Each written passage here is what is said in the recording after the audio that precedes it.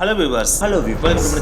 Welcome to mid mystery. 1972 காலகட்டத்தில் அமெரிக்காவே ஒரு உள்ளுக்குன விருத்தனமான robbery தான் வீடியோல பார்க்க போறோம். இந்த வீடியோ செம்ம இன்ட்ரெஸ்டிங்காவும் சினிமாவோட பயங்கர என்கேஜிங்காவும் இருக்கும். ஸ்கிப் பண்ணாம கடைசி வீடியோ பாருங்க. வாங்க வீடியோக்குள்ள போலாம். பாருங்க, நம்ம சேனலை சப்ஸ்கிரைப் பண்ணி போயிடலாம். Facebook and WhatsApp பேஜை ஃபாலோ பண்ணாங்களோ ஃபாலோ பண்ணுங்க. இது 1972 வருஷம் மார்ச் மாசம் 27ஆம் தேதி காலை 10 மணி. இந்த ஒரு டைம்ல பாத்தீங்கன்னா அமெரிக்கால இருக்கிற லாஸ் ஏஞ்சல்ஸ் இருக்கு பாத்தீங்களா, அந்த லாஸ் ஏஞ்சல்ஸ்ல இருக்கிற யுனைடெட் பேங்க் ஆஃப் கலிபோர்னியால ஒர்க் பண்ற பேங்க் மேனேஜர் பாத்தீங்கன்னா அவரோட வழக்கமான காலை ரொட்டீனான அந்த பேங்கோட வால்ட் இருக்கும் பாத்தீங்கன்னா, அந்த வால்ட்டை ஓபன் பண்ணலாம் அப்படின்னு சொல்லிட்டு போறாரு. அப்படி போறவர் பாத்தீங்கன்னா பயங்கர புத்துணர்ச்சியோட போறாரு. ஏன்னா இந்த ஒரு டே பாத்தீங்கன்னா அந்த வீக்கோட ஸ்டார்டிங் டே, அதாவது மண்டே. சோ அதனாலே பாத்தீங்கன்னா முந்தின நாள் லீவோட எனர்ஜி பாத்தீங்கன்னா அவர்ட்ட பயங்கரமா இருக்கு. அதனாலே பாத்தீங்கன்னா பயங்கர எந்துவா அந்த வால்ட்டை ஓபன் பண்றதுக்காண்டி கீயை உள்ள போட்டு ஓபன் பண்ணிட்டு அந்த வால்ட்ல பாஸ்வேர்ட் எல்லாத்தையுமே என்டர் பண்ணிட்டு அந்த டோரை ஓபன் பண்ண ட்ரை பண்றாரு. ஆனா என்னதான் அவர் ட்ரை பண்ணாலும் அந்த வால்ட் அவரால் ஓபன் பண்ணவே முடியல. இதை பார்த்து அவருக்கு செம்ம கடுப்பாயிருது. ஏன்னா இன்னைக்கு அவர் எனர்ஜி வந்திருக்காரு இல்லையா, அப்படி இருக்கிறப்ப அவர் திறக்கிறப்ப டக்குன்னு திறந்துடணும் இல்லையா. ஆனா அன்னைக்கு டேல அது வழக்கத்துக்கு மாறா பாத்தீங்கன்னா அவர் என்னத்தை தான் புஷ் பண்ணி தள்ள ட்ரை பண்ணாலும் அது திறக்கவே மாட்டேங்குது. சோ அதனாலேயே செம்ம ஃப்ரஸ்ட்ரேட் ஆகி அங்க வேலை பார்க்குற சில பேரை கூப்பிட்டு என்னால இதை திறக்க முடியல, மேபி உள்ள ஜாமா இருக்கலாம், உங்களால முடிஞ்சா திறந்து பாருங்க அப்படின்னு சொல்லிட்டு அந்த வால்ட்டோட கதவை ஓபன் பண்ண சொல்றாரு. அங்க வேலை பார்க்குறவங்களும் எக்கச்சக்க பேர் வந்து பாத்தீங்கன்னா அந்த வால்ட்டோட கதவை ஓபன் பண்ண ட்ரை பண்றாங்க. ஆனா என்னத்தை தான் ட்ரை பண்ணாலும் அந்த வால்ட்டோட டோர் ஓபன் ஆகவே மாட்டேங்குது. சோ அந்த ஒரு நேரத்துல தான் அந்த பேங்கோட மேனேஜர் பாத்தீங்கன்னா இதுல ஏதோ சம்திங் தப்பா படுது அப்படின்றத உணர ஆரம்பிக்கிறாரு. சோ அப்படி உணர்ந்த உடனே அந்த சேஃபோட மேனுஃபேக்சரர்ஸ் இருப்பாங்க பாத்தீங்களா, அந்த மேனுஃபேக்சருக்கு கால் பண்ணி என்னங்க நீங்க சேஃபை மேனுஃபேக்சர் பண்ணிக்கீங்க, நான் கீயும் போட்டு பாஸ்வேர்டும் போட்டு இது ஓபன் ஆக மாட்டேங்குது, உடனே உங்க டீம்ல இருந்து ஆன் அனுப்பி விடுங்க அப்படின்னு சொல்லிட்டு பயங்கர கோமா அவர் பேசுறாரு. அப்படி பேசின அடுத்த 20 நிமிஷத்திலேயே அந்த மேனுஃபேக்சரிங் கம்பெனில இருந்து பாத்தீங்கன்னா ஒரு டீம் பாத்தீங்கன்னா அந்த பேங்க்குக்கு வர்றாங்க. வரதோட மட்டும் இல்லாம அவங்களும் பாத்தீங்கன்னா டெக்னிக்கலா சில மெத்தட்ஸை ட்ரை பண்ணி அந்த வால்ட்டை ஓபன் பண்ண ட்ரை பண்றாங்க. ஆனா என்னதான் அவங்க ட்ரை பண்ணாலும் அந்த வால்ட்டோட டோர் ஓபன் ஆகவே மாட்டேங்குது. சோ இதுக்கு மேலே நம்ம அந்த டோர் முன்னாடி இருந்து ஓபன் பண்ண ட்ரை பண்ணிட்டே இருந்தோம் அப்படின்னா நமக்கு டைம் தான் ஓடுமே தவிர டோரை ஓபன் பண்ணவே முடியாது. இப்போதைக்கு நமக்கு இருக்கிற ஒரே வழி இந்த சேஃபோட டாப்புக்கு போயிட்டு அந்த டாப் வழியா ஓட்டிய போட்டு உள்ள போனா மட்டும்தான் இது ஏன் ஓபன் ஆக மாட்டேங்குது அப்படின்றத நம்மளால ஐடென்டிஃபை பண்ண முடியும். சோ அந்த வேலையை நான் பாக்குறேன் அப்படின்னு சொல்லிட்டு அந்த டீம்ல இருந்து வந்த ஒரு டெக்னீஷியன் பாத்தீங்கன்னா அந்த சேஃப் மேல ஏறி அந்த சேஃபோட டாப்புக்கு போறாரு. அப்படி போறப்ப அவர் பார்த்த அந்த ஒரு விசுவல் பாத்தீங்கன்னா அவரை பயங்கரமா ஷாக்காக வைக்குது. ஏன்னா இவர் எதுக்கு மேல ஏறி போயிருக்காரு, சேஃபுக்கு மேல ஒரு ஓட்டையை போட்டு உள்ள போலாம் அப்படின்றதுக்காக தான் மேல போனாரு. ஆனா இவர் போய் பாக்குறப்ப பாத்தீங்கன்னா இவர் ஓட்டையை போடுறதுக்கு முன்னாடியே ஆல்ரெடி அந்த சேஃபோட டாப்ல பாத்தீங்கன்னா இன்னொருத்தையும் ஓட்டையை போட்டு வச்சிருக்கான். சோ அதை பார்த்த உடனே அந்த டெக்னீஷியனுக்கு செம்மையா ஷாக் ஆயிருது. அப்படி ஷாக் ஆன அடுத்த நிமிஷமே டக்குன்னு முன்னாடி வந்து சார் இந்த சேஃப் ஆல்ரெடி ஓட்டையை போட்டு உள்ள ராபரி பண்ணிருக்கான் சார், நான் உள்ள போய் என்னன்னு பார்த்துட்டு சொல்றேன் அப்படின்னு சொல்லிட்டு டக்குன்னு அந்த ஓட்ட வழியா உள்ள குதிக்கிறான். இப்படி உள்ள குதிச்ச அந்த ஒரு டைம்ல இந்த ஒரு நியூஸ் கிட்ட வெளியே இருந்த அந்த பேங்கோட மேனேஜருக்கு உண்மையிலேயே ஹார்ட் அட்டாக்கே வந்துருச்சு அப்படின்னு தான் சொல்லியானோ. சோ அந்த ஒரு டைம்ல அவருக்கு என்ன பண்றது ஏது பண்றதுன்றது சுத்தமா தெரியவே இல்ல. அந்த டைம்ல உள்ள குதிச்சாரு பாத்தீங்களா டெக்னீஷியன், அவருக்கு பாத்தீங்கன்னா அந்த வால்ட்டுக்குள்ள இருக்கிற எதுவுமே பாத்தீங்கன்னா தெளிவா தெரியவே இல்ல. ஏன்னா உள்ள ஃபுல் அண்ட் ஃபுல் பாத்தீங்கன்னா டஸ்ட் தான் கவர் ஆயிருச்சு. சோ அதனால எதையுமே அவரால் கிளியரா பார்க்கவே முடியல. இருந்தாலும் டோர் இருக்க பக்கம் கொஞ்சம் கொஞ்சமா முன்னேறி போயிட்டு அந்த டோருக்கு பக்கத்துல போயிடுறாரு. அப்படி டோருக்கு பக்கத்துல போய் அவர் பாக்குறப்பதான் அவருக்கே தெரியுது இந்த வால்ட்டை வெளியில இருந்து ஓபன் பண்ணிட கூடாது அப்படின்றதுக்காகவே இந்த வால்ட்டை ராபரி பண்ணவங்க ஸ்க்ரூ டிரைவர் இருக்கு பாத்தீங்கன்னா அந்த வால்ட்டோட லாக் சிஸ்டம்ல நல்லாவே இன்செர்ட் பண்ணிட்டு போயிருக்கானுங்க. சோ அதை இன்செர்ட் பண்ணதுனால தான் லாக் பாத்தீங்கன்னா நல்லாவே ஜாம் ஆயிடுச்சு. அப்படி ஜாம் ஆனதுனால தான் அதை வெளியில இருந்து ஓபன் பண்ணவே முடியல. சோ இந்த வால்ட்டை ராபரி பண்ண ராபரர்ஸ் பாத்தீங்கன்னா அவங்களுக்கு டைம் நிறைய வேணும் அப்படின்றதுக்காகவே தான் இந்த மாதிரி ஸ்க்ரூ டிரைவர் அந்த லாக்ல இன்செர்ட் பண்ணிட்டு போயிருக்கலாம் அப்படின்றத அந்த டெக்னீஷியனால நல்லாவே புரிஞ்சுக்க முடியுது. இது அவருக்கு புரிஞ்சா என்ன புரியட்டு, என்ன டக்குன்னு அந்த ஸ்க்ரூ டிரைவர் எடுத்து டோரை ஓபன் பண்ணாதான் வெளியில இருக்கவங்க உள்ள வர முடியும் இல்லையா. சோ உடனே அவர் அந்த ஸ்க்ரூ டிரைவர் எடுத்து டோரை ஓபன் பண்றாரு. அப்படி டோரை ஓபன் பண்ண உடனே வெளியில இருந்த மேனேஜர் பாத்தீங்கன்னா பயங்கர பதட்டத்தோட உள்ள வர்றாரு. அப்படி அவர் உள்ள வந்து பாக்குறப்ப பாத்தீங்கன்னா அந்த வால்ட் ஃபுல்லாமே நிலை குலைந்து போய் அங்க இருந்து எல்லா சேஃப்டி பாக்ஸுமே அங்கிட்டு இங்கிட்டு செதறி கிடக்குது. அப்படி செதறி கிடந்த அந்த இடம் ஃபுல்லா பாத்தீங்கன்னா பயங்கர டஸ்டும் தூசி நிறைந்த இடமா இருக்கு. அந்த ஒரு விசுவலை பார்த்த உடனே இவருக்கு வேற லெவல்ல பதட்டம் கிரியேட் ஆகுது. உடனே அவர் தன்னோட ரூமுக்கு ஓடி போயிட்டு அங்க இருந்து டெலிபோன் மூலமா போலீஸ்க்கு இன்ஃபர்மேஷனை பாஸ் பண்றாரு. அவர் பாஸ் பண்ண அடுத்த சில நிமிடங்கள்ல போலீஸ் அந்த பேங்க்குக்கும் வர்றாங்க. அந்த பேங்கை கம்ப்ளீட்டா சீலும் பண்றாங்க. அங்க இருக்கிற ஒவ்வொருத்தரா இன்வெஸ்டிகேஷனும் பண்ண ஆரம்பிக்கிறாங்க. கூடவே அந்த வால்ட் இருக்கு பாத்தீங்கன்னா அந்த வால்ட்டுக்குள்ள என்டர் ஆகி ஏதாச்சும் எவிடன்ஸ் கிடைக்குமான்னு சொல்லிட்டு கம்ப்ளீட்டா தரோவா செக் பண்ணவும் ஆரம்பிக்கிறாங்க. அப்படி செக் பண்றப்ப அவங்க பார்த்த முதல் விஷயம் அந்த வால்ட்டோட தரைப்பகுதி இருக்கு பாத்தீங்கன்னா அந்த தரைப்பகுதி ஃபுல்லாவே பாத்தீங்கன்னா மணல்களாலையும் கருப்பு கலர் துகள்களாலையும் நிறைஞ்சு காணப்படுச்சு. அது கூடவே பாத்தீங்கன்னா அங்கன கோணிப்பை இருக்கும் பாத்தீங்கன்னா அந்த கோணிப்பையோட துண்டுகள் பாத்தீங்கன்னா நிறைய கடந்திருக்கு. சோ உடனே ஒரு போலீஸ் ஆபீசர் பாத்தீங்கன்னா கீழே அந்த கருப்பு கலர் துகள் எடுத்து கையில தேய்ச்சு பாக்குறாரு. அப்படி தேய்ச்சு பாக்குறப்பதான் அவருக்கே தெரியுது இது வேற எதுவும் கிடையாது, இது கன் பவுடர் அப்படின்றது. சோ இங்க வந்து ராபரர்ஸ் கண்டிப்பா மேல ஓட்டைய போடுறதுக்கு டைனமைட்டை யூஸ் பண்ணிருக்கலாம் அப்படின்றத அந்த போலீஸால நல்லாவே உணர முடியுது. அப்படி அவர் ஒரு பக்கம் நடந்துட்டு இருக்கப்ப இன்னொரு பக்கம் பாத்தீங்கன்னா அந்த வால்ட்டுக்குள்ள எக்கச்சக்கமான சேஃப்டி பாக்ஸஸ் கீழே சதறி கிடக்கு இல்லையா. அப்படி சதறி கிடக்குற அந்த ஒரு சேஃப்டி பாக்ஸை சுத்தி பாத்தீங்கன்னா அந்த சேஃப்டி பாக்ஸஸ்குள்ள இருந்த எக்கச்சக்கமான வாட்சஸ், ரிங்ஸ், பிக்சர்ஸ், ப்ராப்பர்ட்டிஸ் சொல்லிட்டு எக்கச்சக்கமான விஷயங்கள் பாத்தீங்கன்னா தரையில சதறி கிடக்கு. அதெல்லாம் பாக்குறப்ப போலீஸ்க்கு இருந்த ஒரு மிகப்பெரிய டவுட், வந்தவன் கொள்ளடிக்க வந்திருக்கான் அப்படின்னா இருக்கிற எல்லாத்தையுமே தான் அள்ளிட்டு போவான். அப்படி இருக்கிறப்ப எதுக்கு இதை மட்டும் விட்டுட்டு மத்ததை எடுத்துட்டு போனா அப்படின்னு சொல்லிட்டு அவங்க யோசிக்க ஆரம்பிக்க வைக்கிறாங்க. அந்த ஒரு டவுட்டை பார்த்தீங்கன்னா மேனேஜர்டையும் போலீஸ் கேட்கறாங்க. அப்படி கேட்கறப்ப மேனேஜர் என்ன சொல்றாரு அப்படின்னு பாத்தீங்கன்னா, மேபி இங்க கொள்ளையடிக்க வந்த கொள்ளையர்கள் சீப்பான ப்ராடக்ட் அவாய்ட் பண்ணிருக்கலாம். ஏன்னா நீங்க இப்ப பாக்குற வாட்சஸ், ரிங்ஸ் அண்ட் டாக்குமெண்ட்ஸ் எல்லாம் பாத்தீங்கன்னா அந்த அளவுக்கு பெருசா விலை இருந்ததெல்லாம் கிடையாது. ஆனா இதை தவிர்த்து டைமண்ட்ஸ், நெக்லஸ், ஜுவல்ஸ் அப்படின்னு சொல்லிட்டு பயங்கரமா விலை உயர்ந்த பொருட்களை மட்டும் மேபி அவங்க ஆட்டைய போட்டு போயிருக்கலாம். அது மட்டும் கிடையாது, இந்த வாட்ல இருந்த பணத்துல பாத்தீங்கன்னா ஒரு சின்ன தாளை கூட நம்மளால இங்க பார்க்க முடியல. அதையும் அவங்க ஆட்டைய போட்டு போயிட்டாங்க அப்படின்னு சொல்லிட்டு மேனேஜர் சொல்றாரு. அப்படி சொன்ன உடனே சரி, இந்த வால்ட்ல எவ்வளவு அமௌண்ட் காணாம போயிருக்கு, அதே நேரத்துல சேஃப்டி பாக்ஸஸ்ல இருந்து எவ்வளவு மதிப்புள்ள பொருட்கள் காணாம போச்சு அப்படின்ற டீடைல்ஸ் எங்களுக்கு வேணும் அப்படின்னு சொல்லிட்டு போலீஸ் கேட்கறாங்க. அப்படி கேட்ட உடனே மேனேஜர் அதையும் கால்குலேட் பண்ண சொல்லி அவரோட டீமுக்கு ஆர்டர் போடுறாரு. ஆனா என்னதான் இவர் இந்த மாதிரி ஆர்டர் போட்டாலும் அந்த வால்ட்டுக்குள்ள இருந்த அமௌண்ட் வேணா எவ்வளவு காணாம போச்சு அப்படின்றத உங்களால கிளியர் கட்டா கால்குலேட் பண்ண முடியும். ஆனா சேஃப்டி பாக்ஸஸ்ல இருந்த ப்ராப்பர்ட்டிஸ் இருக்கு பாத்தீங்களா, அதுல எவ்வளவு மதிப்புள்ள பொருட்கள் காணாம போச்சு அப்படின்றத இந்த பேங்கால கிளியர் கட்டா சொல்ல முடியாது. ஏன்னா சேஃப்டி பாக்ஸ் யூஸ் பண்ற ஓனர்ஸ் இருப்பாங்க பாத்தீங்களா, அவங்க மேக்ஸிமம் பாத்தீங்கன்னா பேங்க்ல நான் என்னத்தை வைக்க போறேன் அப்படின்ற சொல்லிட்டுலாம் வைக்கவே மாட்டாங்க. அவங்களோட ப்ராப்பர்ட்டியா அவங்க சேஃப்டி பாக்ஸ்ல வச்சுட்டு மட்டும் தான் வந்துருவாங்க. சோ அதோட ஒரிஜினல் மதிப்பை அவங்க தெரிஞ்சுக்கணும் அப்படின்னா அந்த சேஃப்டி பாக்ஸஸோட ஓனரை கூப்பிட்டு இன்வெஸ்டிகேட் பண்ணாதான் எவ்வளவு மதிப்புள்ள பொருட்கள் அவங்க ஆட்டைய போட்டு போயிருக்காங்கன்றதே தெரியும். அப்படின்றதுனாலயே அந்த சேஃப்டி பாக்ஸஸோட ஓனர்ஸையும் பாத்தீங்கன்னா உடனே அந்த பேங்க்குக்கு கிளம்பி வர சொல்றாங்க. சோ ஒரு பக்கம் பாத்தீங்கன்னா போலீஸ் அந்த வால்ட்டுக்குள்ள ஏதாச்சும் எவிடன்ஸ் கிடைக்குமா அப்படின்னு சொல்லிட்டு தேடிட்டு இருக்காங்க. இன்னொரு பக்கம் பேங்க்ல இருந்த அமௌண்ட் எவ்வளவு காணாம போச்சு அப்படின்றத கால்குலேட் பண்ணிட்டு இருக்காங்க. இன்னொரு பக்கம் அந்த சேஃப்டி பாக்ஸஸோட ஓனர்ஸை கூப்பிட்டு தனித்தனியா இன்வெஸ்டிகேட் பண்ணி எவ்வளவு மதிப்புடைய ப்ராப்பர்ட்டிஸ் காணாம போயிருக்கு அப்படின்றதையும் கால்குலேட் பண்ணிட்டு இருக்காங்க. இப்படி கால்குலேட் பண்ணிட்டு இருக்கப்ப தான் போலீஸ் ஒரு விஷயத்தை கண்டுபிடிக்கிறாங்க. அதை கண்டுபிடிச்ச உடனே தான் போலீஸ் ரியலைஸே பண்றாங்க, இவங்க இப்ப ஹேண்டில் பண்ணிட்டு இருக்கிற இந்த ஒரு திருடர்கள் சாதாரண திருடர்கள் கிடையாது. பக்காவான ப்ரொஃபஷனலான வெறித்தனமான பிளான் போட்டு எந்த விதமான எவிடன்ஸுமே விட்டுட்டு போகாம அலேக்கா கொள்ளையடிச்சிட்டு போற கொள்ளையர்கள் அப்படின்றதையே அவங்க ரியலைஸ் பண்றாங்க. ஏன்னா இந்த பேங்க் மத்த பேங்க் மாதிரி சாதாரணமான பேங்க் கிடையாது. லாஸ் ஏஞ்சல்ஸ்ல இருக்க பெரிய பேங்க்லயே இது முக்கியமான பேங்க்னு சொல்லலாம். அதனாலே இந்த பேங்கோட வால்ட் பாத்தீங்கன்னா பயங்கர செக்யூர்டா இருக்கும். ஏன்னா இந்த பேங்கோட வெளிப்புற வால்லே பாத்தீங்கன்னா ஒரு அலாரம் சிஸ்டம் இருக்கும். அந்த ஒரு அலாரம் சிஸ்டம் இந்த பேங்கோட வாலை யார் உடைக்க ட்ரை பண்ணாலும் இல்லாட்டினா ஏற ட்ரை பண்ணாலும் பயங்கர சத்தத்தோட ஒலிக்க ஆரம்பிச்சிடும். சோ அப்படிப்பட்ட அந்த ஒரு அலாரம் சிஸ்டம் இந்த ராபர்ஸ் இந்த வால்ல ஏறப்ப ஏன் ஒலிக்கல அப்படின்றதாம் போலீஸ்க்கு இந்த ஒரு மிகப்பெரிய டவுட்டா இருந்துச்சு. சோ உடனே ஓடி போய் அந்த அலாரம் சிஸ்டத்தை ஓபன் பண்ணி பாக்குறாங்க. அப்படி ஓபன் பண்ணி பாக்குறப்ப அந்த அலாரம் சிஸ்டத்துல இந்த மணி இருக்கு பாத்தீங்களா, அதை சுத்தி ஒயிட் கலர் ஃபோம் லிக்விட் இருக்கு பாத்தீங்களா, அதை வச்சு கம்ப்ளீட்டா கவர் பண்ணப்பட்டிருந்துச்சா. சோ அதனாலே அந்த அலாரம் சிஸ்டத்துல இருந்து அடிக்கிற இரும்பு துண்டு இருக்கு பாத்தீங்களா, அது பெல் அடிக்காம அதை சுத்தி இருந்த அந்த ஃபோம் துண்டுலாம் அடிக்கும். சோ அதனாலே அந்த அலாரம் பாத்தீங்கன்னா பெருசா ஃபங்க்ஷன் ஆகாம ஃபால்ட் ஆயிடுச்சு. சோ இந்த ஒரு விஷயத்தை பார்த்தோன்னே போலீஸ் கன்ஃபார்ம் பண்ணிடுறாங்க, இவங்க பக்காவா பிளான போட்டு வந்துதான் இங்க திருடவே வந்திருக்காங்க அப்படின்னு. ஏன்னா இதை டிசேபிள் பண்ணதுக்கு அப்புறம் தான் இவங்க வால்ல ஏறி இருக்காங்க. அப்படி வால்ல ஏறதுக்கு யூஸ் பண்ணப்பட்ட ஸ்டீல் ஏணி பாத்தீங்கன்னா கொஞ்சம் சைடுல கிடந்திருக்கு. அதை போட்டு தான் இவங்க மேல ஏறிய போயிருந்திருக்காங்க.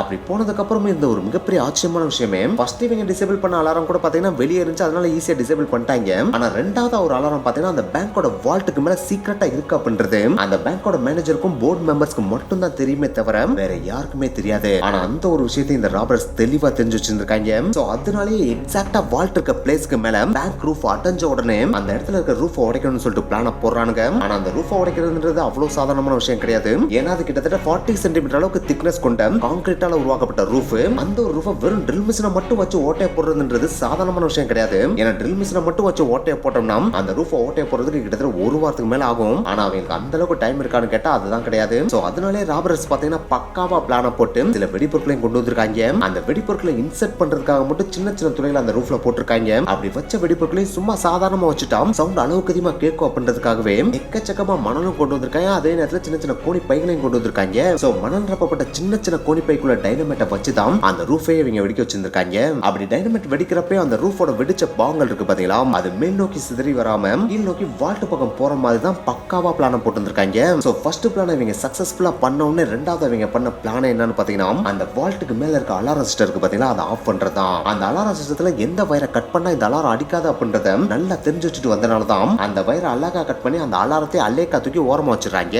சோ இந்த ஒரு விஷயம் தான் போலீஸ்க்கு பாத்தீங்கன்னா பயங்கரமான ஷாக்கா இருந்துச்சு. இதுல இன்னொரு ஷாக்கான விஷயம் என்னன்னு பாத்தீங்கன்னா இவங்க டைனமைட்டை வச்சு ரூஃபை வெடிக்க வச்சாங்க பாத்தீங்களா. அப்படி வெடிக்கிறப்ப அந்த ரூஃப்ல இருந்த கான்கிரீட் கம்பிகள் இருக்கும் பாத்தீங்களா, அது அந்த அளவுக்கு சேதாரமாகாம அப்படியே தான் இருந்துச்சு. சோ பிளான் போடாம ஒரு ராபர் வந்திருந்தா அப்படின்னா அந்த இடத்துல என்ன பண்றதுன்னு தெரியாம முடிச்சிட்டு இருந்திருப்பான். ஆனா இவங்க அதுக்கும் பிளான போட்டு அசிட்டலின் டார்ச்சை எடுத்துட்டு வந்திருக்காங்க. அதன் மூலமா அந்த கம்பிகள் எல்லாத்தையுமே அசால்ட்டா வெட்டி எடுத்துட்டாங்களாம். இதுக்கெல்லாம் மேல இந்த அசிட்டலின் டார்ச் அந்த ட்ரில் மிஷினுக்கு தேவையான கரண்ட் இருக்கு பாத்தீங்களா, அது எல்லாத்தையுமே பாத்தீங்கன்னா பேங்கோட மெயின் இருக்கு பாத்தீங்களா, அதுல இருந்து வயரை போட்டு எடுத்துட்டாங்களாம். சோ ஒன்ஸ் ரூஃப் உடைச்சு அலாரம் சிஸ்டத்தை ஆஃப் பண்ண உடனே வால்ட்ல ஓட்டைய போடுறதுன்றது ஈஸியான விஷயம் தானே. ஏன்னா இவங்க தான் அசிட்டலின் டார்ச் இருக்கு இல்லையா. சோ அதை வச்சு வால்ட்டோட மேற்புறத்துல ஓட்டைய போட்டு உள்ள குதிச்சிடறாங்க. அப்படி குதிச்ச உடனே அங்க இருந்து எல்லா அமௌண்ட் கூடவே அங்க சேஃப்டி பாக்ஸஸ்ல இருந்த விலையுந்த பொருட்கள் எல்லாத்தையும் எடுத்துக்கிட்டு அங்க இருந்து தப்பிச்சு அல்லேக்கா ஓடிட்டானுங்க. அப்படி ஓடுறதுக்கு முன்னாடி ஃபைனல் டச்சா பாத்தீங்கன்னா வால்ட்டோட லாக் இருக்கு பாத்தீங்களா, அதுல ஸ்க்ரூ டிரைவரை இன்செர்ட் பண்ணிட்டு ஓட்டாங்க. அப்படி ஓடுறப்ப பாத்தீங்கன்னா அந்த வால்ட்ல எந்த ஒரு எவிடன்ஸ் எவிடன்ஸையுமே நம்ம விட்டுட்டு போயிடக்கூடாது அப்படின்ற விஷயத்திலையும் அவங்க கண்ணும் கருத்துமா இருந்தாங்க. அதனாலேயே போலீஸ் பாத்தீங்கன்னா அந்த வால்ட்டுக்குள்ள எவ்வளவுதான் அலசி ஆராய்ஞ்சாலும் ஒரு சின்ன தடயத்தை கூட அவங்களால கண்டுபிடிக்கவே முடியல.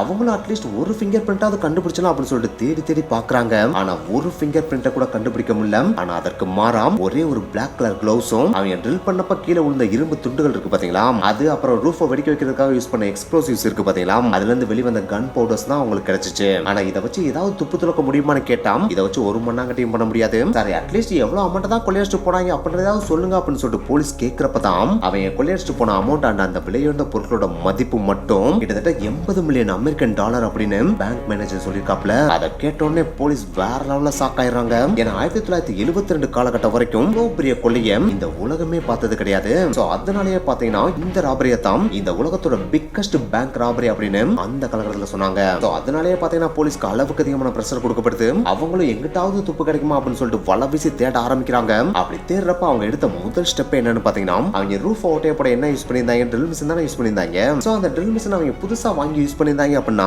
சரௌண்டிங்ல இருக்க ஏதாவது ஒரு கடையில தானே வாங்கி யூஸ் பண்ணிருக்கணும். சோ அப்படி லேட்டஸ்டா வாங்கினதுல ஏதாவது சஸ்பிஷியஸ் தெரியுதா அப்படின்னு சொல்லிட்டு எல்லா கடையிலையும் போலீஸ் விசாரிக்க ஆரம்பிக்கிறாங்க. ஆனா என்னத்தை விசாரிச்சாலும் அவங்க புது ட்ரில் மிஷின் தான் வாங்கி யூஸ் பண்ணிருப்பாங்க அப்படின்னு நம்மளால கிளியர் கட்டா சொல்ல முடியாது இல்லையா. அப்படியே வாங்கியிருந்தாலும் அவங்க லாஸ் ஏஞ்சல்ஸ்ல மட்டும் தான் வாங்கியிருப்பாங்க அப்படின்னு சொல்ல முடியாது இல்லையா. அமெரிக்கால அதை தாண்டி எவ்வளவோ மாகாணங்கள் இருக்கு இல்லையா. அதை அவங்க எங்க வேணாலும் வாங்கிருக்கலாம் இல்லையா. அப்படி இருக்கப்ப இதை வச்சு ராபர்ஸை கண்டுபிடிக்க முடியுமா அப்படின்னு கேட்டா அதுக்கு வாய்ப்பே இல்லை இல்லையா. சோ அதனாலேயே போலீஸ் என்ன பண்றது ஏது பண்றதுன்னு தெரியாம திக்கு முக்காடி நிக்க ஆரம்பிக்கிறாங்க. அப்படி நிக்கிறதோட மட்டும் இல்லாம இதுக்கு மேலே இந்த கேஸ் எங்களால ஹேண்டில் பண்ண முடியாது அப்படின்னு சொல்லிட்டு இந்த கேஸ FBI ஒப்படைக்கிறாங்க. சோ இப்போ இந்த கேஸ்க்குள்ள FBI என்டர் ஆகுறாங்க. சோ போலீஸ் ஒரு கேஸ் விசாரிக்கிறதுக்கும் FBI ஒரு கேஸ் விசாரிக்கிறதுக்கும் எக்கச்சக்கமான டிஃபரன்ஸ் இருக்கும் இல்லையா. ஏன்னா FBIக்கு பார்த்தீங்கன்னா எக்கச்சக்கமான சுப்பீரியாரிட்டி பவர்லாம் கொடுத்திருப்பாங்க. அந்த ஒரு பவர் வச்சு உங்களால ஈஸியா கிரிமினல்ஸை கண்டுபிடிச்சிட முடியும் இல்லையா. அந்த ஒரு விஷயத்தினால தான் பார்த்தீங்கன்னா போலீஸ் இருந்து இந்த கேஸ் பார்த்தீங்கன்னா FBI கிட்ட போகுது. அப்படி FBIக்கு இந்த கேஸ் போன உடனே அவங்க பண்ண முதல் விஷயமே இந்த ராபரியை பண்ணுவீங்க பக்கா ப்ரொஃபஷனலான ராபரர்ஸ் அப்படின்றது அவங்களுக்கு நல்லாவே தெரிய வருது. சோ அப்படி தெரிய வந்த உடனே அவங்க என்ன யோசிக்க ஆரம்பிக்கிறாங்க அப்படின்னு பாத்தீங்கன்னா இவ்வளவு ப்ரொஃபஷனலா இருக்காங்க, இவ்வளவு பக்காவா பிளான் போட்டு திருடுறாங்க, அதே நேரத்தில் எந்த ஒரு எவிடன்ஸையும் விடாம வேற போயிருக்காங்க. சோ இவ்வளவு தூரம் பக்காவா ஒருத்தன் பண்றான் அப்படின்னா இது கண்டிப்பா அவனுக்கு முதல் திருட்டா இருக்காது, அதாவது முதல் ராபரியா இருக்காது. இதுக்கு முன்னாடி இவங்க எக்கச்சக்கமான ராபரிஸ் பண்ணிருக்கலாம். ஏன்னா லாஸ் ஏஞ்சல்ஸ்ல பாத்தீங்கன்னா இதுதான் ஃபர்ஸ்ட் ராபரியா இருக்கு. ஆனா என்னதான் லாஸ் ஏஞ்சல்ஸ்ல இது ஃபர்ஸ்ட் ராபரியா இருந்தாலும் அமெரிக்கால இருக்கிற மற்ற மாகாணங்கள் எதுலயாச்சும் இவங்க கண்டிப்பா ராபரி பண்ணிருப்பாங்க அப்படின்னு சொல்லிட்டு FBI திங்க் பண்ண ஆரம்பிக்கிறாங்க. அப்படி திங்க் பண்ண அடுத்த நிமிடமே அவங்க பண்ண முதல் வேலையே அமெரிக்கால இருக்கிற எல்லா மாகாணங்கள்ல இருக்கிற FBI ஆபீசர்ஸ் இருக்கும் பாத்தீங்களா, அந்த எல்லா FBI ஆபீஸுக்குமே பாத்தீங்கன்னா இந்த பேங்க் ராபரி பத்தின இன்ஃபர்மேஷனை பாஸ் பண்றாங்க. அப்படி பாஸ் பண்றதோட மட்டும் இல்லாம லாஸ் ஏஞ்சல்ஸ்ல இருந்த இந்த ஒரு யுனைடெட் பேங்க் ஆஃப் கலிபோர்னியால நடந்த இதே மாதிரியான பேங்க் ராபரி உங்க மாகாணங்கள்லயும் நடந்துச்சு அப்படின்னா அந்த கேஸ் பத்தின இன்ஃபர்மேஷனை எங்களுக்கு உடனே பாஸ் பண்ணுங்க அப்படின்னு சொல்லிட்டு ரெக்வெஸ்டும் வைக்கிறாங்க. சோ அப்படி ரெக்வெஸ்ட் வச்ச அடுத்த சில நிமிடங்கள்லயே குயிக்கா பாத்தீங்கன்னா அமெரிக்கால இருக்கிற ஓகியோ மாகாணம் இருக்கு பாத்தீங்களா, அந்த ஓகியோல இருந்து டக்குன்னு ஒரு ரெஸ்பான்ஸ் வருது. அந்த ரெஸ்பான்ஸ்ல அங்க இருந்த FBI ஆபீஸ்ல இருந்து என்ன சொன்னாங்க அப்படின்னு பாத்தீங்கன்னா உங்க ஊர்ல இதுதான் ஃபர்ஸ்ட் ராபரியா, பரவாயில்லையே ஃபர்ஸ்ட் ராபரி தான் நடந்திருக்கு போல. ஆனா எங்க ஊர்ல பாத்தீங்கன்னா இதே மாதிரி 13 ராபரிஸ் நடந்திருக்கு. அந்த 13 ராபரியும் பக்காவா ப்ரொஃபஷனலா பிளான் பண்ணி ராபரிஸ் பண்ணிருக்காங்க. நாங்களும் முடிஞ்ச அளவுக்கு எங்கிட்டாச்சும் எவிடன்ஸ் கண்டுபிடிக்கலாம்னு சொல்லிட்டு எவ்வளவோ தேடி பார்த்தோம். ஆனா எவ்வளவுதான் தேடி பார்த்தாலும் எவ்வளவுதான் ட்ரை பண்ணாலும் ஒரு சின்ன எவிடன்ஸை கூட அவங்களுக்கு எதிராக எங்களால கண்டுபிடிக்கவே முடியல. இருந்தாலும் இந்த ஒரு ராபரியை மேக் பண்ண கேங் எங்களால நல்லாவே ஐடென்டிஃபை பண்ண முடிஞ்சு. இந்த கேங் சாதாரண ஒரு கேங் கிடையாது, இது ஒருத்தர் 2 பேர் இன்வால்வ் ஆயிருக்க கேங்கும் கிடையாது. இந்த ஒரு கேங் பாத்தீங்கன்னா கிட்டத்தட்ட 100 பேர் கொண்ட ஒரு மிகப்பெரிய கேங்கா இருக்கு. இது சிம்பிளா ஒரு மாஃபியா அப்படின்னு சொல்லலாம். அந்த 100 பேரோட நேம் லிஸ்ட் அண்ட் போட்டோஸ் எல்லாமே என்கிட்ட பக்காவா இருக்கு. ஆனா என்னதான் அந்த 100 பேர் கொண்ட லிஸ்ட் இருந்தாலும் இவங்களை கொண்டு போய் கோர்ட்ல நம்ம ஒப்படைக்கணும் அப்படின்னா நம்மகிட்ட ஸ்ட்ராங்கான ப்ரூஃப் வேணும் இல்லையா. ஆனா அந்த ப்ரூஃப் என்கிட்ட எதுவுமே கிளியர் கட்டா இல்ல. அதனாலதான் இவங்களை எங்களால அரெஸ்ட் பண்ணவும் முடியல, கோர்ட்ல ஒப்படைக்கவும் முடியல, தண்டனை வாங்கி கொடுக்கவும் முடியல. மேபி எங்களால முடியாததை உங்களால பண்ண முடியலாம். அதுக்காகவே இந்த 100 பேரோட நேம் லிஸ்ட் அண்ட் போட்டோஸ் உங்களுக்கு உடனே கொரியர் பண்றோம். இதை வச்சு உங்களால ஏதாச்சும் கண்டுபிடிக்க முடிஞ்சா கண்டுபிடிச்சுக்கங்க அப்படின்னு சொல்லிட்டு ரெஸ்பாண்ட் பண்றாங்க. அப்படி ரெஸ்பாண்ட் பண்ண அடுத்த சில நாட்கள்லயே பாத்தீங்கன்னா இந்த ஒரு கொரியரும் பாத்தீங்கன்னா லாஸ் ஏஞ்சல்ஸ் FBI ஆபீஸ்க்கு வந்து சேருது. அப்படி வந்து சேர்ந்த உடனே அவங்க அந்த நேம் லிஸ்ட் எல்லாத்தையும் எடுத்து கம்ப்ளீட்டா ரீட் பண்றாங்க. அப்படி ரீட் பண்றப்பதான் இன்னொரு விஷயத்தை கண்டுபிடிக்கிறாங்க. அதுதான் இந்த 100 பேர்ல இருந்து ஏதோ ஒரு கேங் தான் இங்க வந்து கொள்ளை அடிச்சிருக்காங்க அப்படின்னா அவங்க கண்டிப்பா ஓகியோல இருந்து தானே லாஸ் ஏஞ்சல்ஸ்க்கு வந்திருப்பாங்க. சோ ஓகியோல இருந்து இவங்க லாஸ் ஏஞ்சல்ஸ்க்கு வந்திருக்காங்க அப்படின்னா கண்டிப்பா தரைவழியா வரதுக்கு வாய்ப்பே கிடையாது. ஏன்னா ஓகியோக்கு லாஸ் ஏஞ்சல்ஸ்க்கு இடையில இருக்கிற டிஸ்டன்ஸ் மட்டுமே பாத்தீங்கன்னா கிட்டத்தட்ட 3500 கிலோமீட்டரா இருக்கு. இந்த 3500 கிலோமீட்டர் கண்டிப்பா அவங்க கார் வழியெல்லாம் வந்திருக்கிறதுக்கு வாய்ப்பே கிடையாது. சோ கார் வழியா வரல அப்படின்னா கண்டிப்பா அவங்க வேற எது வழியா வந்திருப்பாங்க, ஏரோப்ளேன் வழியா தானே வந்திருப்பாங்க. சோ ஏரோப்ளேன் வழியா வந்தாலே ஓகியோல இருந்து லாஸ் ஏஞ்சல்ஸ்க்கு வந்த ஏரோப்ளேன்ல இருக்கிற பேசஞ்சர்ஸோட லிஸ்ட் எடுத்து பார்த்தாலே இந்த 100 பேரோட நேம் லிஸ்ட்ல ஏதாச்சும் ஒன்னு மேட்ச் ஆச்சு அப்படின்னா அவங்க தானே கண்டிப்பா ராபரர்ஸா இருப்பாங்க. சோ அதை மட்டும் நம்ம கண்டுபிடிச்சோம் அப்படின்னா ராபரர்ஸை கண்டுபிடிச்சலாம் அப்படின்னு சொல்லிட்டு உடனே லாஸ் ஏஞ்சல்ஸ் FBI டீம் பாத்தீங்கன்னா லாஸ் ஏஞ்சல்ஸோட ஏர்போர்ட்டுக்கு போயிட்டு ஓகியோ டு லாஸ் ஏஞ்சல்ஸ்க்கு வந்த எல்லா ஏரோப்ளேனோட லாஸ்ட் 3 மந்த்ஸோட பேசஞ்சர்ஸ் லிஸ்ட் எல்லாத்தையுமே கலெக்ட் பண்றாங்க. அப்படி கலெக்ட் பண்ண உடனே அந்த இந்த 3 மாச பர்சன்டேஜ் லிஸ்ட அந்த 100 பேரோட லிஸ்டோட மேட்ச் பண்ணி பாக்குறாங்க. இப்படி மேட்ச் பண்ணி பாக்குறதுன்றது சாதாரணமான விஷயம் கிடையாது. ஏன்னா இவங்க தேடிட்டு இருக்கிறது 2020 2022 எல்லாம் கிடையாது, 1972 இல்லையா. சோ அந்த ஒரு டைம்ல கம்ப்யூட்டர் அப்படின்ற ஒன்று சுத்தமா கிடையவே கிடையாது. சோ அதனாலேயே பாத்தீங்கன்னா அவங்க மேனுவலா தான் இந்த நேம் லிஸ்ட் எல்லாத்தையுமே செக் பண்ண வேண்டியிருக்கு. சோ அதனாலேயே இந்த 3 மாச லிஸ்ட் அவங்க செக் பண்ணி முடிக்கிறதுக்குள்ளேயே அவங்களோட குறுக்கு எல்லாமே போயிருது. டங்குபா ரந்து போய் பயங்கரமா பெயினும் கிரியேட் ஆக ஆரம்பிச்சிருது. ஆனா இந்த ஒரு பெயினுக்கு அவங்களுக்கு பலன் கொடுக்கிற மாதிரி கிட்டத்தட்ட 6 பேரோட பேரு இதுல மேட்ச் ஆகி இருக்கதையும் அவங்க கண்டுபிடிக்கிறாங்க. அந்த 6 பேரோட பேர் என்ன அப்படின்னு பாத்தீங்கன்னா ஆண்டல் டென்சியோ, ஜேம்ஸ் டென்சியோ, Charles Mulligan, Philip Christopher, Charles ப்ரோக்கல்ஸ் அண்ட் ஹாரி பார்பர். இந்த 6 பேரோட நேம் பாத்தீங்கன்னா ஓகேல இருந்து அனுப்பின லிஸ்ட்ல இந்த 100 பேரோட நேம்ல இருக்கிற 6 பேரோட நேமோட மேட்ச் ஆயிருக்கு. சோ இப்போ லாஸ் ஏஞ்சல்ஸோட FBI டீமுக்கு பாத்தீங்கன்னா இந்த 6 பேரோட நேமும் கிடைச்சிருச்சு, 6 பேரோட போட்டோவும் கிடைச்சிருச்சு இல்லையா. சோ அப்படி கிடைச்ச உடனே இந்த 6 பேர் யார், இவங்களுக்குள்ள என்ன லிங்க் இருக்கு அப்படின்ற பேக்ரவுண்ட் டீடைல்ஸ் எல்லாத்தையுமே கெட் பண்ண ஆரம்பிக்கிறாங்க. அப்படி கெட் பண்றப்ப இந்த 6 பேரும் பாத்தீங்கன்னா ரொம்ப க்ளோஸரான ஒரு ஆட்கள் அப்படின்றதையும் கண்டுபிடிக்கிறாங்க.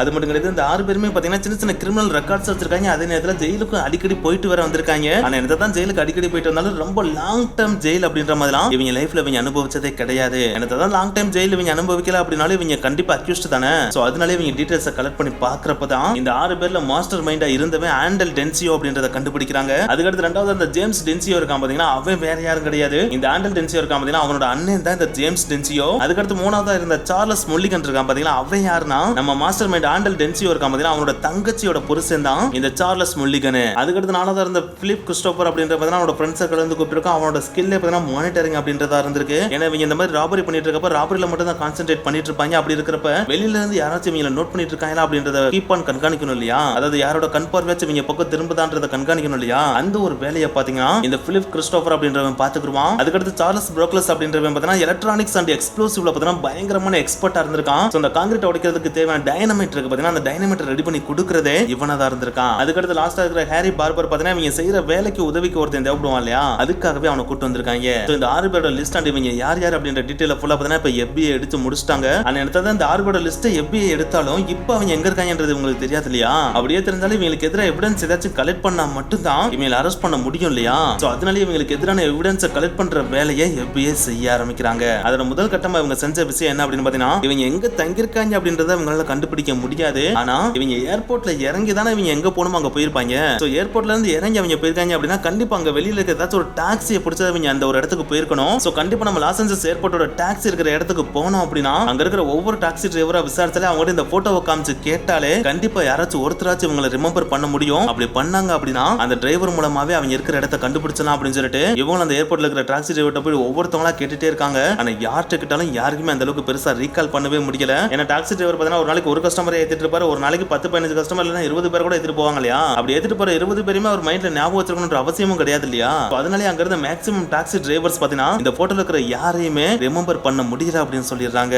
எக்ஸப்ட் ஒரே ஒரு டாக்ஸி டிரைவரை தவிர. எஸ், ஒரு டாக்ஸி டிரைவர் இந்த 6 பேரோட போட்டோ காமிக்கிறப்போ அதுல இருந்து 2 பேரோட போட்டோ என்னால ரீகால் பண்ண முடியுது அப்படின்னு சொல்லிட்டு சொல்லிடுறாரு. அப்படி சொன்ன உடனே FBI எப்படி இந்த 2 பேரை மட்டும் உங்களால ரீகால் பண்ண முடிஞ்சு அப்படின்னு சொல்லிட்டு கேக்குறாங்க. அப்படி கேட்ட உடனே அந்த டாக்ஸி டிரைவர் ஏன்னா இந்த 2 பேர்ல ஒருத்தர் பாத்தீங்கன்னா அன்னைக்கு நான் உங்களை டிராப் பண்றப்ப எனக்கு $100 டிப்ஸா கொடுத்தாரு. $100 அப்படின்றது சாதாரணமான விஷயமா, என்ன அதுவும் 1972ல $100ன்றது ஒரு பெரிய அமௌண்ட் இல்லையா. சோ அந்த ஒரு $100 எனக்கு டிப்ஸா கொடுத்ததா எனக்கு பயங்கர எக்ஸைட்மெண்டா இருந்துச்சு. அந்த ஒரு $100 எடுத்து கொடுத்ததே பார்த்தா இவருக்கு பக்கத்துல இருந்த இன்னொருத்தர் தான் எடுத்து கொடுத்தாரு. அந்த 2 பேரோட ஃபேஸ் மட்டும் எனக்கு நல்லாவே ஞாபகம் இருக்கு. அதனாலதான் இவங்க 2 பேரும் என் மைண்ட்ல இருந்து போகவே இல்லை அப்படின்னு சொல்லிட்டு டாக்ஸி டிரைவர் சொல்லியிருக்காரு. அப்படி சொன்ன உடனே FBI ஆபீசர் இவங்க $100 கொடுத்தது உனக்கு ஞாபகம் இருக்கு அப்படின்னா கண்டிப்பா உங்களை டிராப் பண்ண இடம் உனக்கு ஞாபகம் இருக்கும் இல்லையா, அந்த ஒரு இடத்துக்கு எங்களை கொண்டு போய் இறக்கி விடுறேன் அப்படின்னு சொல்லிட்டு கேட்கறாங்க. டாக்ஸி டிரைவர் கொஞ்சம் கூட யோசிக்காம வாங்க சார் நான் போய் இறக்கி விடுறேன்னு சொல்லிட்டு ஏத்திட்டு போய் அவங்க அந்த இடத்துல இறக்கி விடுறாரு. அப்படி இறக்கி விடுற அந்த ஒரு இடத்துல பாத்தீங்கன்னா ஒரு வீடு இருக்கு. அந்த வீட்டை பார்த்த உடனே நம்மகிட்ட சர்ச் வாரண்ட் எல்லாத்தையும் பரவாயில்ல அந்த வீடை தட்டி உள்ளே இறச்சிருக்காங்களா அப்படின்றத செக் பண்ணிடுவோம் அப்படின்னு சொல்லிட்டு அந்த FBI ஆபீசர்ஸ் அந்த வீட்டோட கதவை போய் நாக் பண்றாங்க. அப்படி நாக் பண்ண உடனே அந்த கதவை ஓபன் பண்ணிட்டு ஒரு ஆண் வெளியே வர்றான். அப்படி வெளியே வந்தவன் தன்னை ரொனால்டு பார்பர் அப்படின்னு சொல்லிட்டு இன்ட்ரோடியூஸ் பண்றான். அப்படி இன்ட்ரோடியூஸ் பண்ண அவங்க கிட்ட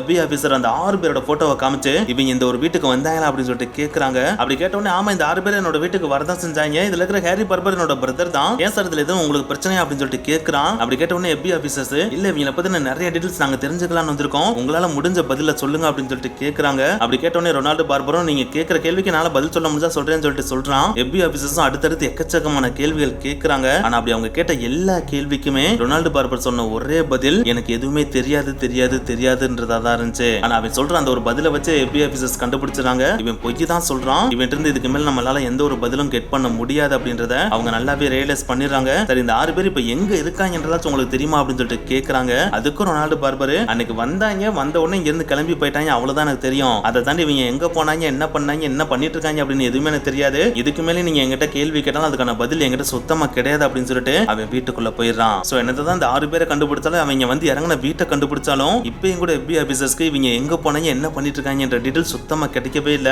சோ மறுபடியும் முதர்ந்து கோட்டை அழிச்சிட்டு ஆரம்பிக்கிற மாதிரி FBI ஆபீசர்ஸ் பார்த்தா வேற ஒரு வழியை சூஸ் பண்ணி தேட ஆரம்பிக்கிறாங்க. சோ இப்போ FBI ஆபீசர்ஸ் என்ன பண்றாங்கன்னு பாத்தீங்கன்னா, இவங்க ஓகியோல இருந்து லாஸ் ஏஞ்சல்ஸ்க்கு வந்து வீட்ல தங்கலாம் அப்படின்னா கண்டிப்பா ஹோட்டல்ல தான் தங்கிருப்பாங்க. சோ லாஸ் ஏஞ்சல்ஸ்ல இருக்க ஃபேன்சி அண்ட் ரிச்சான ஹோட்டல்ஸ்லாம் நம்ம போய் தேடணும் அப்படின்னா இவங்களோட நேம் லிஸ்ட் கிடைக்கலாம் அப்படின்னு சொல்லிட்டு தேட ஆரம்பிக்கிறாங்க. ஆனா என்னத்தை தேடினாலும் எந்த ஒரு ஹோட்டல்லையும் இவங்களோட நேம்ல எந்த ஒரு ரூமும் புக் ஆகவே இல்ல.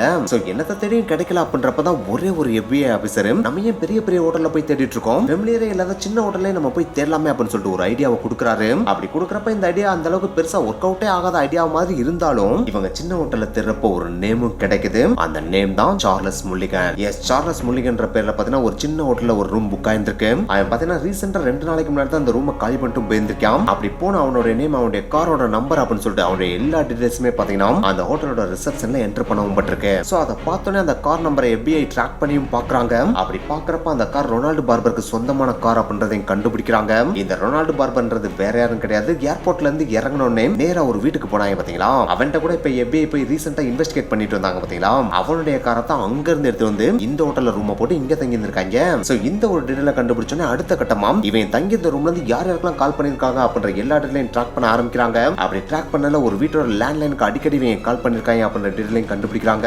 அப்படி கால் பண்ணப்பட்ட அந்த நபரோட பேர் தான் டாசன். சோ டாசன்ற நேமை கண்டுபிடிச்சோன்னே டாசனை பத்திய கம்ப்ளீட் டீடைல்ஸையும் FBI கலெக்ட் பண்றாங்க. அப்படி கலெக்ட் பண்ணி பாக்குறப்ப அவர் அமெரிக்காவோட ஸ்பெஷல் போர்ஸோட எக்ஸ் ஆபீசர் அப்படின்றதையும் எக்ஸ்ப்ளோசிவ் எக்ஸ்பர்ட் அப்படின்றதையும் கண்டுபிடிக்கிறாங்க. ஆனா என்னதான் எக்ஸ்ப்ளோசிவ் எக்ஸ்பர்ட்டா இருந்தாலும் இவர் மேல எந்த ஒரு கிரைமும் கிடையாது. இவர் நல்லவரா தான் இருந்திருக்காரு. ஆனா என்னதான் நல்லவரா இருந்தாலும் எதுக்கு இவங்க இவருக்கு கால் பண்ணணும், மேபி இவங்களுக்கு தேவையான எக்ஸ்ப்ளோசிவ் இவர்ட்ட இருந்து இவங்க வாங்கிக்கலாமோ அப்படின்ற கண்ணோட்டத்துல அவர்கிட்ட விசாரிக்க போறாங்க. அதாவது டாசனோட வீட்டுக்கு போறாங்க. அப்படி போனோடனே டாசன் இந்த 6 பேரோட போட்டோவை காமிச்சு இவங்களை பத்திய டீடைல்ஸ் எங்களுக்கு வேணும்னு சொல்லிட்டு கேக்குறாங்க. அப்படி கேட்டோடனே டாசன் எதுக்கு இவங்களை பத்திய டீடைல்ஸ் எல்லாம் என்கிட்ட கேக்குறீங்க, என்னால சொல்ல முடியாது அப்படின்னு சொல்லிட்டு மறுக்கிறாரு. ஆனா அந்த ஒரு டைம்ல FBI ல இருந்த ஒரு ஆபீசர் பாத்தீங்கன்னா ஸ்பெஷல் போர்ஸ்ல ஒர்க் பண்ணவரா இருந்திருக்காரு. சோ அவர் டாசன் எமோஷனலா ஸ்பெஷல் போர்ஸ்ல நம்ம எதுக்காக ஒர்க் பண்ணோம், நாட்டை காப்பாற்றணும் தானே ஒர்க் பண்ணோம். அப்படி இருக்கப்போ ஒரு குற்றவாளிக்கு சப்போர்ட் பண்ணி நீ அவனுடைய ஐடென்டிட்டியை மறைக்க ட்ரை பண்ண அப்படின்னா அது நம்ம நாட்டையே அழிச்சிரும். சோ நம்ம நாட்டுக்கு நீ உதவி பண்ண போறேன் இல்ல குற்றவாளிகளுக்கு ஹெல்ப் பண்ண போறேன் அப்படின்றத நீ தான் முடிவு பண்ணணும். இதுக்கு மேல நான் உன்கிட்ட எதுவுமே கேட்க விரும்பல, நாங்க இங்க இருந்து கிளம்புறோம் அப்படின்னு சொல்லிட்டு கிளம்ப போறாங்க. சோ இப்படி இவர் எமோஷனலா பேசினால டாசன் மயங்கிறாரு. உடனே FBI ஆபீசர்ஸ் நீங்க போகணும் அப்படின்னு சொல்லிட்டு நுப்பாட்டி அந்த 6 பேர் போட்டோல 3 பேரை பாயிண்ட் அவுட் பண்ணி இவங்களை எனக்கு நல்லாவே தெரியும், நான் ஓகேல ஒர்க் பண்ணப்ப இந்த 3 பேரும் என் கூட பழகி ஃப்ரெண்ட்ஸ் ஆனாங்க. ஆனா இது வரைக்கும் இவங்க கிரிமினல்ஸ் அப்படிலாம் எனக்கு தெரியவே தெரியாது. இப்ப ரீசெண்டா எனக்கு ஒரு தடவை கால் பண்ணிட்டு நாங்க லாஸ் ஏஞ்சல்ஸ்க்கு வர்றோம், ஒரு நாள் நைட்டு உன் வீடு எங்களுக்கு வேணும், நாங்க சின்னதா ஒரு மீட்டிங் போட போறோம், அந்த நைட்டுக்கு தேவையான ரெண்டா ஒரு $100 உனக்கு கொடுத்துறோம், நெக்ஸ்ட் டே மார்னிங் நாங்க ஆட்டோமேட்டிக்கா கிளம்பிடுறோம், நீ உங்க வீட்ல இருந்துக்கலாம் அப்படின்னு சொல்லிட்டு சொன்னாங்க. சரி ஒரு நாள் நைட்டு தானே $100 வேற தராங்க அப்படின்னு சொல்லிட்டு நானும் அங்க இருந்து கிளம்பி போயிட்டேன். ஆனா இவங்க கிரிமினலா ஒரு மீட்டிங்கை போடுவாங்க அப்படின்னு எனக்கு அந்த டைம்ல தெரியாது அப்படின்னு சொல்லிட்டு சொல்லியிருக்காப்ல. இவர் இந்த மாதிரி சொல்லிட்டு இருக்க இந்த ஒரு டைம்ல பாத்தீங்கன்னா ஒரே ஒரு FBI ஆபீசர் இவரோட வீட ஃபுல்லா தரவா சர்ச் பண்ணியிருக்காப்ல. அப்படி சர்ச் பண்றப்ப அவருடைய கார் கரேஜ்ல பாத்தீங்கன்னா ஒரு கார் நின்றுருக்கு. அந்த காரோட பிளேட் நம்பரை செக் பண்றப்ப அந்த கார் வேற யாரோடதும் கிடையாது, ரொனால்டோ பார்பர் இருக்காரு பாத்தீங்களா, அவருடைய கார் தான் அப்படின்றத கண்டுபிடிக்கிறாங்க. சோ இந்த காரை தானே முல்லிகன் யூஸ் பண்ணிட்டு இருக்கான். சோ இந்த காருக்குள்ள நம்ம சர்ச் பண்ணா கண்டிப்பா எவிடன்ஸ் கிடைக்கலாம் அப்படின்னு சொல்லிட்டு அந்த கார் கண்ணாடியை உடைக்கலாமா அப்படின்னு சொல்லிட்டு யோசிக்கிறாப்ல. ஆனா சர்ச் வாரண்ட் இல்லாம ஒரு கார் கண்ணாடியை உடைச்சா அது இவங்களுக்கு தான் பாதிப்பை கிரியேட் பண்ணும் அப்படின்னு சொல்லிட்டு அந்த கார் கண்ணாடி வழியை லைட்டா உள்ள எட்டி பாக்குறாப்ல. அப்படி எட்டி பாக்குறப்ப அந்த காரோட சீட்ல பாத்தீங்கன்னா 2 பிளாக் கலர் க்ளவுஸ் இருக்கதை நோட் பண்றாரு. இந்த க்ளவுஸ் பாத்தீங்கன்னா எக்ஸாக்ட்டா அந்த ராபரி நடந்த இடத்துல ஒரு க்ளவுஸ் கிடைச்சு பாத்தீங்களா, அதோட மேட்ச் ஆகுது. சோ இந்த ஒரு எவிடன்ஸ் போதும், கண்டிப்பா நம்ம இதுக்கு சர்ச் வாரண்ட் வாங்கலாம் அப்படின்னு சொல்லிட்டு FBI ஆபீசர் முடிவு பண்றாரு. உடனே இந்த இன்ஃபர்மேஷனை உள்ள இன்வெஸ்டிகேட் பண்ணிட்டு இருந்த FBI ஆபீசர்டையும் போய் சொல்றாரு. உடனே அந்த FBI ஆபீசர் நீங்க சர்ச் வாரண்ட் கெட் பண்ணுங்க அப்படின்னு சொல்லிட்டு சொல்லிராப்ல. அப்ப டாசன் இந்த கார் எப்படி உங்க வீட்டுக்கு வந்துச்சு அப்படின்னு சொல்லிட்டு கேக்குறாங்க. அதுக்கு டாசன் நான் தான் ஆல்ரெடி சொன்னேன்ல சார், ஒரு நாள் நைட் என் வீட கேட்டாங்க, நானும் கொடுத்தேன், அதுக்கடுத்து எங்க காரை பார்க் பண்றதுக்கு இடம் வேணும்னு கேட்டாங்க, சரி கார் தானே அப்படின்னு சொல்லிட்டு நானும் நுப்பாட்டிக்காங்கன்னு சொல்லிட்டேன், அதனால அப்பக்கப்ப வந்து காரை நுப்பாட்டுவாங்க எடுத்துட்டு போவாங்க அப்படின்னு சொல்லிட்டு டாசன் சொல்லியிருக்காப்ல. அப்படி சொன்ன உடனே பாத்தீங்கன்னா இவங்களுக்கு சர்ச் வாரண்ட்டும் கிடைச்சிருது. உடனே டாசன் நீ கார் கீ எடுத்துட்டு வா, நாங்க கார் செக் பண்ணோம் அப்படின்னு சொல்லிட்டு சொல்றாங்க. டாசனும் கார் கீ எடுத்துட்டு கார் கரேஜுக்கு கிளம்புறான். FBI ஆபீசர்ஸும் பின்னாடியே போறாங்க. ஆனா அப்படி அவங்க போற அந்த ஒரு டைம்ல டாசன் வீட்ல டெலிபோன் ரிங் ஆக ஆரம்பிக்குது. சோ கார் கரேஜுக்கு நகர்ந்த டாசன் டெலிபோன் பக்கத்துல வந்து டெலிபோன் எடுத்து பேச ஆரம்பிக்கிறான். அப்ப ஆப்போசிட் சைடுல இருந்து நான் முல்லிகன் பேசுறேன், நான் உன்னை உடனே மீட் பண்ணும் அப்படின்னு சொல்லிட்டு சொல்றான். அதை கேட்டோடனே டாசன் FBI ஆபீசர்ட்ட முல்லிகன் தான் பேசுறா அப்படின்னு சொல்லிட்டு சிக்னல் கொடுத்துறான். உடனே FBI ஆபீசர்ஸ் பாத்தீங்கன்னா ஒரு நோட் டைம் பேனாவை எடுத்து ரெடியா உட்காந்துறாங்க. அப்ப டாசன் இவன் என்னை மீட் பண்ணணும்னு சொல்றா அப்படின்னு சொல்லிட்டு FBI ஆபீசர்ட்ட சிக்னல் கொடுத்துறாரு. அப்ப FBI ஆபீசர்ஸ் நீங்க பிரைவேட் பிளேஸ்ல அவனை போய் மீட் பண்ணீங்க அப்படின்னா உங்க உயிருக்கே ஆபத்தாயிரும். சோ உங்களை பப்ளிக் பிளேஸ்ல மீட் பண்ண சொல்லுங்க அப்படின்னு சொல்லிட்டு எழுதி காட்டுறாங்க. டாசனும் ஒரு ரெஸ்டாரண்ட்ட சொல்லி அந்த ரெஸ்டாரண்ட்ல நம்ம மீட் பண்ணலாம் அப்படின்னு சொல்லிட்டு முல்லிகன்ட்ட சொல்லிடுறான். உடனே காலும் கட் ஆகுது. டாசனும் பயப்பட ஆரம்பிக்கிறாரு. நான் இவங்களை பத்தி டீடைல்ஸ் உங்கள்கிட்ட சொல்றது எனக்கு மேட்டரே கிடையாது. ஆனா இவங்களை பக்காவான கிரிமினல்ஸ் அப்படின்னு சொல்றீங்க. சோ இவங்களால என் உயிருக்கு ஆபத்தான நான் என்ன பண்ணுவேன் அப்படின்னு சொல்லிட்டு கேக்குறாப்ல. அதுக்கு FBI நாங்க எக்காரணத்தை கொண்டு உங்களை கைவிடவே மாட்டோம். நாங்க உங்களுக்கு பக்காவான ப்ரொடெக்ஷன் கொடுப்போம் அப்படின்னு சொல்லிட்டு டாசன்ட்ட உறுதியும் கொடுத்துறாங்க. உடனே டாசன் நம்பிக்கையோட கார்கியை கொண்டு போய் காரை ஓபன் பண்ணி காட்டுறாரு. அந்த காரோட சீட்ல பாத்தீங்கன்னா இவங்க ஆல்ரெடி பார்த்த மாதிரி பிளாக் கலர் கிளவுஸ் இருக்கு. அண்ட் அந்த காரோட டிக்கில பாத்தீங்கன்னா எக்கச்சக்கமான டூல்ஸ் இருந்திருக்கு. அந்த டூல்ஸ் எல்லாமே இவங்க ராபருக்கு யூஸ் பண்ண டூல்ஸ் அப்படின்றத இவங்களால கன்ஃபார்ம் பண்ண முடியுது. அது மட்டும் கிடையாது, இந்த காரை ஓட்டுனது யாரு? முல்லிகன் இல்லையா? சோ இவங்க தான் ராபரி பண்ணிருப்பாங்க அப்படின்றதுக்கான கிளியர் கட்டான எவிடன்ஸ் இப்ப FBI கிடைச்சிருச்சு. சோ முல்லிகன் இந்த காரை எடுத்துட்டு போனா போதும், அந்த ஒரு டைம்ல FBI இவங்களை வளைச்சு புடிச்சாலே இந்த கேஸ் முடிஞ்சு இல்லையா? அந்த ஒரு மொமெண்ட்டுக்காக தான் FBI வெயிட் பண்றாங்க. அந்த ஒரு நாள் வருது. அன்னைக்கு டாசன் முல்லிகனம் அவர் சொன்ன ரெஸ்டாரண்ட்ல சந்திக்கிறாரு. அப்படி சந்திக்கிற அந்த ஒரு டைம்ல டாசனுக்கு பாதுகாப்பாம் 2 FBI ஆபீசர்ஸ் இவருடைய டேபிளுக்கு பக்கத்து டேபிளே உட்கார்ந்திருக்காங்க. சோ டாசனுக்கு ஏதாவது ப்ராப்ளம் வர்ற மாதிரி தெரிஞ்சு அப்படின்னா உடனே டாசனை பாத்ரூம்க்கு வர சொல்லிருக்காங்க. அப்படி டாசன் பாத்ரூம்க்கு போனோடனே பின்னாடியே FBI ஆபீசர்ஸும் பாத்தீங்கன்னா பாத்ரூம்க்கு போயிருவாங்க. அங்க போயிட்டு என்ன பிரச்சனை அப்படின்றத அவங்க கம்யூனிகேட் பண்ணிக்கிடுவாங்க. சோ இதுதான் அவங்களுடைய பக்காவான பிளான். முல்லிகனும் வந்து உட்கார்றான். அப்படி உட்காரதோட மட்டும் இல்லாம டாசன்ட்ட FBI இப்ப எங்களை பயங்கரமா தேட ஆரம்பிச்சிட்டாங்க. நீ எங்களை பத்தி டீடைல்ஸ் மட்டும் அவங்ககிட்ட சொல்லாம இருந்தா அதுவே எங்களுக்கு போதும். சப்போஸ் நீ எங்களை பத்தி டீடைல்ஸ் மட்டும் வெளியே சொன்ன அப்படின்னா அதற்குரிய விளைவுகளை நீ சந்திக்க நேரிடும். சோ இப்போதைக்கு நீ என்னுடைய கார்கியை மட்டும் கூட நான் எடுத்துட்டு போயிட்டே இருக்கேன் அப்படின்னு சொல்றான். டாசனும் கார்கியை எடுத்து கொடுக்குறாப்ல. முல்லிகனும் அங்க இருந்து கிளம்பி டாசனோட வீட்டுக்கு போய் கார் எடுத்துட்டு வர்றான். அப்படி வர்ற வழியில FBI அவனை வளைச்சு பிடிச்சிடறாங்க. அப்படி பிடிக்கிற அந்த ஒரு காருக்குள்ள தான் எக்கச்சக்கமான எவிடன்ஸ் இருக்கு இல்லையா? சோ அதனால அவனை அல்லேக்கா தூக்கிட்டு போய் ஜெயில போட்டுறாங்க. அப்படி ஒன்ஸ் முல்லிகனை ஜெயில போட்டோன்னே FBI அடுத்த கட்ட வேட்டையும் ஆரம்பிக்கிறாங்க. எஸ், இவ்வளவு நாளா பாத்தீங்கன்னா எவிடன்ஸோட பிடிக்கணும் அப்படின்றதுக்காக தானே FBI பொறுமையா போயிட்டு இருந்தாங்க.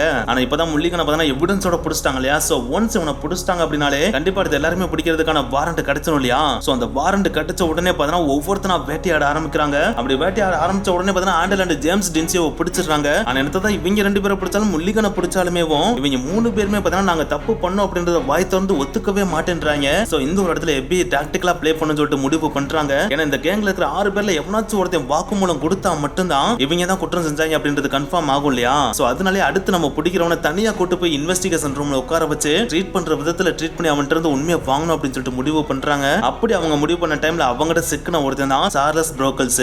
எஸ், சார்லஸ் புரோக்கல்ஸ் பிடிச்சோன்னே FBI சொன்ன ஒரே விஷயம் இதுதான், நீ செஞ்ச குற்றத்தை ஒத்துக்கிட்டு உன் டீம் செஞ்ச எல்லா விஷயத்தையும் ஓப்பனா சொல்லிட்ட அப்படின்னா உனக்கான தண்டனை எங்களால கம்மியா வாங்கி கொடுக்க முடியும். அதை தவிர்த்து நீயும் உங்க டீம்மேட் மாதிரி சொல்ல மாட்டேன் அப்படி இப்படின்னு சொல்லிட்டு மறுத்த அப்படின்னா எங்க கிட்ட எல்லா எவிடன்ஸுமே இருக்கு. அந்த எவிடன்ஸை கொண்டு போய் நாங்க சப்மிட் பண்ணோம் அப்படின்னா உனக்கு கிடைக்கிற தண்டனையும் அளவுக்கு அதிகமா இருக்கும் அப்படின்னு சொல்லிட்டு சொல்றாங்க. அதை கேட்ட உடனே சார்லஸ் புரோக்கல்ஸ் பயங்கரமா பயந்துட்டு நடந்த எல்லா விஷயத்தையுமே அப்படியே போட்டு உடைச்சிடுறான். சோ இந்த ஒரு வாக்குமூலமே பாத்தீங்கன்னா அந்த 6 பேருக்கு எதிரான ஒரு வாக்குமூலமா அமையவும் செஞ்சிருது. FBI பாத்தீங்கன்னா ஆல்ரெடி பாத்தீங்கன்னா 3 பேரை பிடிச்சிருந்தாங்க. சார்லஸ் புரோக்கல்ஸ் சேர்த்து 4 பேரை பிடிச்சிட்டாங்க. அதுக்கடுத்து பாத்தீங்கன்னா இன்னொருத்தனை பிடிச்சிடுறாங்க. அவன் தான் பிலிப் கிறிஸ்டோபர். ஆனா என்னதான் 5 பேர் FBI பிடிச்சாலும் 6வதா இருக்கான் பாத்தீங்களா, அவனை FBI பிடிக்கவே முடியல. அவன் தான் ஹாரி பார்பர். ஆனா என்னதான் 6வதா இருக்கிற ஹாரி பார்பர் அவங்களால பிடிக்க முடியலனாலும் இந்த 5 பேருக்கு தண்டனை வாங்கி கொடுக்கணும் இல்லையா? சோ அதனாலே அவங்களுக்கு கிடைச்ச எவிடன்ஸ் அண்ட் வாக்குமூலம் எல்லாத்தையும் எடுத்துட்டு போய் கோர்ட்ல இந்த 5 பேரை நிக்க வச்சிராங்க. அப்படி நிக்க வச்ச உடனே இந்த 5 பேருக்குமே 15 ல இருந்து 20 வருட ஜெயில் தண்டனை வந்து கோர்ட்ல தீர்ப்பா கொடுத்துறாங்க. என்னங்கட சொல்றீங்க, கிட்டத்தட்ட 14 பேங்க்ல கொள்ளையடிச்சிருக்காங்க. அப்படி கொள்ளையடிச்சவங்களுக்கு வெறும் 15 ல இருந்து 20 வருஷம் தண்டனை தானா? இவங்களுக்கு கடுமையான தண்டனை கொடுக்கலையா அப்படின்னு சொல்லிட்டு கேட்டீங்கன்னா அதுக்கான பதில் ரொம்பவே சிம்பிள் தான். ஏன்னா இவங்க என்னதான் 14 பேங்க்ல கொள்ளையடிச்சாலும் அதுல எந்த விதமான உயிர் சேதமும் ஏற்படல.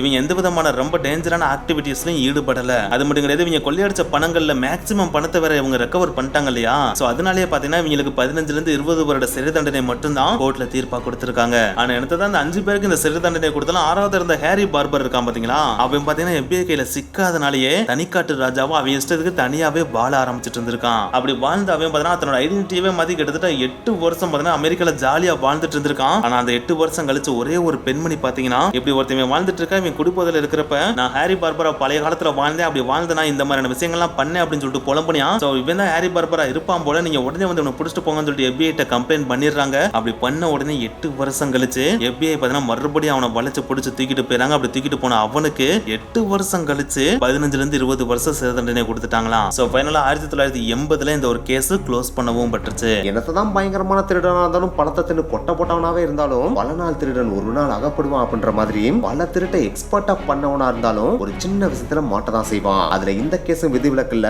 எனவே ரூம் காலி பண்ணிட்டு போறப்ப பாத்திரத்தை கழுவாம போட்டு போனாங்க பாத்தீங்களா, அப்படி கழுவாம போட்டு போனனாலதான் அதுல இருந்து பிங்கர் பிரிண்ட்டை ஈஸியா போலீஸ் எடுத்து இவனை கைது பண்ணவும் செஞ்சுட்டாங்க. சோ தப்பு பண்றவன் எவ்வளவு பெரிய இன்டெலிஜென்ட்டா இருந்தாலும் அவன் பண்றது தப்பு தான். சோ கண்டிப்பா அவன் ஒரு நாள் போலீஸ்ட மாட்டதான் செய்வான். ஓகே गाइस, இந்த வீடியோ முடிச்சு இந்த வீடியோ உங்களுக்கு பிடிச்சிருந்தா லைக் பண்ணுங்க, ஷேர் பண்ணுங்க, போகும்போது மறக்காம மில்க் மிஸ்ட்ரி சேனலை சப்ஸ்கிரைப் பண்ணுங்க. நெக்ஸ்ட் வீடியோ மீட் பண்ணலாம். பை.